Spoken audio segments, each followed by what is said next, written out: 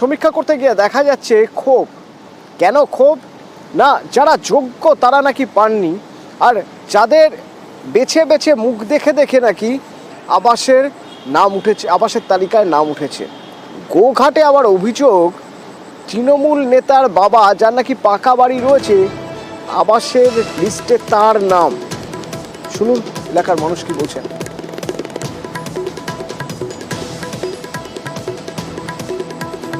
আমার মাটির বাড়ি, আমাদের বাড়ি আসেনি। পঞ্চায়েতে বহুবার আমরা জানার চেষ্টা করেছি যে আমাদের বাড়ি কেন এলো না।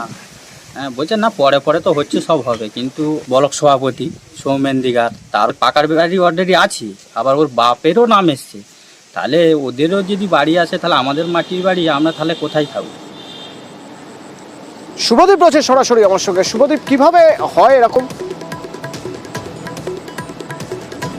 একেবারেই দেখো, যেটা ব্লক সভাপতি গোঘাট 2 নম্বরের ব্লক সভাপতি তৃণমূলের সৌমেন দিগার, তার বাবার নাম আবাসের তালিকায় উঠেছে এবং এ নিয়েই ক্ষোভ প্রকাশ করেছেন এলাকার মানুষজন। এলাকায় একাধিক মাটির বাড়ি, যারা বাড়ি পাওয়ার যোগ্য, তাদের নাম তালিকায় ওঠেনি বলে তাদের ক্ষোভ। এমনকি এলাকায় একজন প্রতিবন্ধী ব্যক্তি, তিনি কোনো রকমে ভগ্নপ্রায় মাটির বাড়িতে বসবাস করছেন, তার নামও কিন্তু আবাসের তালিকায় ওঠেনি। এক্ষেত্রেই স্বজন পোষণের অভিযোগ তুলেছেন এলাকার মানুষ। যদিও ব্লক সভাপতি একথা কার্যত স্বীকার করে নিয়েছেন এবং তিনি দাবি করেছেন 2018 সালে নাকি এই তালিকা হয়েছিল এবং সেই সময় মাটির বাড়ি। শোনা যাক তিনি কি বলছেন, তার কি যুক্তি একবার শুনবো। শুভদীপ, যে সময় আবাস যোজনা সার্ভে হয়েছিল সে সময় আমি কেন, অনেকেরই নাম আছে, এখন সার্ভে হচ্ছে, বাড়িটা তো দেখতে পাচ্ছে যে আমি পাকার বাড়িতে বাস করছি, আমার নামটা এসে সার্ভে হচ্ছে, তা বলে কি আমি বাড়ি পাওয়ার যোগ্য? সার্ভে লিস্টে নিশ্চয়ই আমার পাকা বাড়ি আছে, এটাই টিক চিহ্ন পড়ছে। যে সময় মাটির বাড়ি ছিল সে সময় সার্ভে হয়েছে 2018 সালে। আমার নামে বেরিয়েছে, আমি জানি। আমাদের থেকে অনেক দুস্থ মানুষ আছে, গরিব মানুষ আছে, থাকতে পায়নি, এরকম মানুষও আছে, তারা পাক। অনেক দিন আগে আর সার্ভে হয়েছিল, তখন মাটির ঘর ছিল, তখন থেকে হয়তো এই যে সেই সার্ভে ধরে।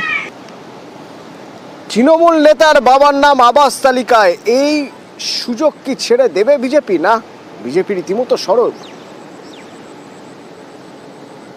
তৃণমূল কংগ্রেস দলটা মনে করে যে রাজ্যের মানুষের করের টাকায় যে যোজনাগুলো আসছে এগুলোতে আপত্তি সম্পত্তি, তা আগে নিজেদের নামে করছে, যারা আছে তার একটা দুটো তিনটে করে আত্মসাৎ করছে আর গরিব মানুষদেরকে রাস্তায় বসাচ্ছে। নিন্দা জানাই এসব। পঞ্চায়েত প্রধান অবশ্য আশ্বাস দিয়েছেন যে এই নাম বাদ পড়ে যাবে। এটা 18 সালের লিস্ট, তো তখন ওনার বাবা নাম দিয়েছে। যাদের পাকার বাড়ি আছে আমরা যথেষ্ট চেষ্টা করব যাতে না তারা পায়। সেটা আমরা বিডিওকে কমপ্লেন করব, পঞ্চায়েতেও সেটা আমরা লিখিত কমপ্লেন করব। যার যার পাকার বাড়ি আছে, মাটির বাড়ি দেখাচ্ছে, সেইগুলো আমরা কমপ্লেন করে কেটে দেবো।